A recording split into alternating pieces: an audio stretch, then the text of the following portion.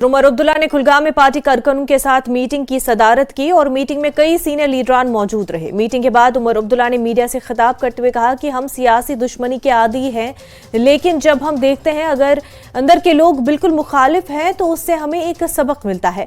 उन्होंने कहा कि हमने कई हुकूमतें देखी, यहाँ तक कि गवर्नर राज भी, लेकिन नेशनल कॉन्फ्रेंस वाहिद एक ऐसी पार्टी है जो अमन और तरक्की की बात करती है। 370 की मनसूखी से जम्मू कश्मीर में कोई तब्दीली नजर नहीं आई। उन्होंने कहा कि बेरोजगारी बहुत ज्यादा हो चुकी है, मिलिटेंसी अभी भी मौजूद है और लोग अवामी नुमाइंदगी के बगैर बुरी तरह मुतासिर हो रहे हैं। ऐसा कौन है जो दावे से ये कह सके कि हमें पहले से ही मालूम है कि क्या होने जा रहा है?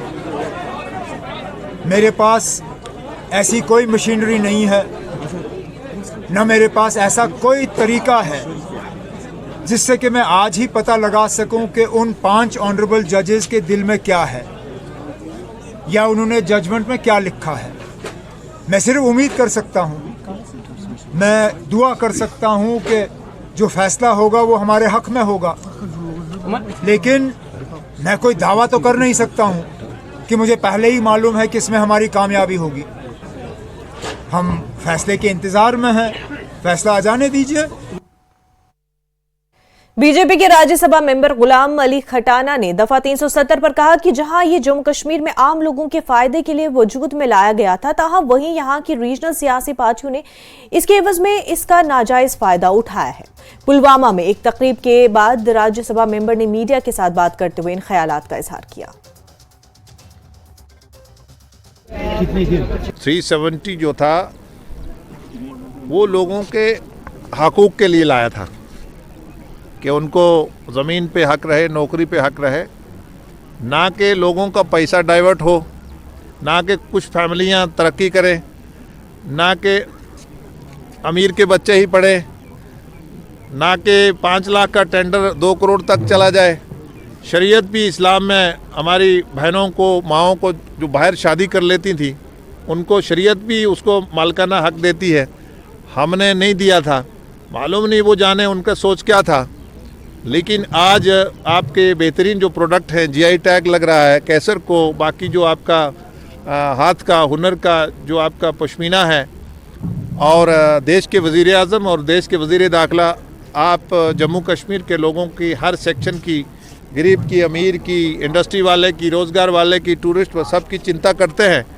और मैं इसीलिए आपके बीच में यहाँ पुलवामा में आया हूँ और मुझे लगेगा कि आपके माध्यम से जो हमने ये एक अभियान शुरू करा है कि आखिरी आदमी गरीब तक ये बेनिफिशरी की जो स्कीम्स हैं, जहाँ बेनिफिशरी से डायरेक्ट मिले, ये पहुँचती है। भारतीय जनता पार्टी का स्ट्रेट फॉरवर्ड कि हम लोगों को जोड़ते हैं, हम लोगों को के लिए काम करते हैं।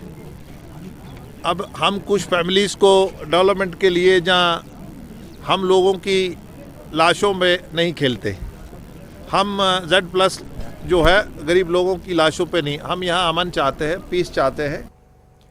पीपल्स कॉन्फ्रेंस के चेयरमैन सज्जाद गनी लोन ने मौलाना इमरान अंसारी के हमरा पटन के मुख्तलिफ इलाकों का दौरा किया और अपने दौरे के दौरान सज्जाद गनी लोन ने पीर के रोज सुप्रीम कोर्ट में दफा 370 पर आने वाले फैसले पर उम्मीद जाहिर करते हुए कहा कि यह फैसला जम्मू कश्मीर के लोगों के हक में होगा। इंडिया अलायंस पर एक सवाल के जवाब में सज्जाद गनी लोन ने कहा कि उन्होंने कभी उनकी पार्टी से पूछा नहीं। साथ ही उन्होंने कहा कि अगर इंडिया अलायंस को दफा 370 की बहाली पर वाज़े कोई मौक़िफ़ होता तो वो उनके साथ रहने को तरजीह दे देता। हम उन्होंने कहा कि बीजेपी और इंडिया अलायंस में दफा 370 पर कोई फर्क नजर नहीं आ रहा। पार्लिमानी इंतखाब में इलेक्शन लड़ने पर एक सवाल के जवाब में सज्जाद गनी लोन ने कहा कि वो इलेक्शन अलहदा लड़ेंगे। पहली पार्टी थी जिसने पहले वहाँ सुप्रीम कोर्ट में जाकर चैलेंज किया था, तो हमारी तो दुआएं हैं और हमें अभी भी फेथ है जुडिशल सिस्टम में। अल्लाह करे कि जो जम्मू कश्मीर की आवाम है, जो उनकी जो एस्पिरेशंस हैं इससे वो पूरी हो जाए। स्ट्रैटेजी होगी, इलेक्शन लड़ेंगे और क्या करेंगे। क्या आप अलहदा लड़ेंगे या? हमने हमेशा अलहदा लड़ा है, हमेशा अलहदा लड़ा है, हमेशा हमने अलहदा लड़ा है। क्या कैंडिडेट्स हैं? इंडिया अलायंस हो रहा है तो कैसे देखते हैं इंडिया अलायंस? इंडिया वालों ने हमसे कभी पूछा नहीं कि भाई आप हमारे साथ जुड़ जाएं, तो और उनकी भी अगर 370 पर कोई पोजीशन वाज़ह होती तो सोच लेता आदमी। क्योंकि 370 पर तो बीजेपी और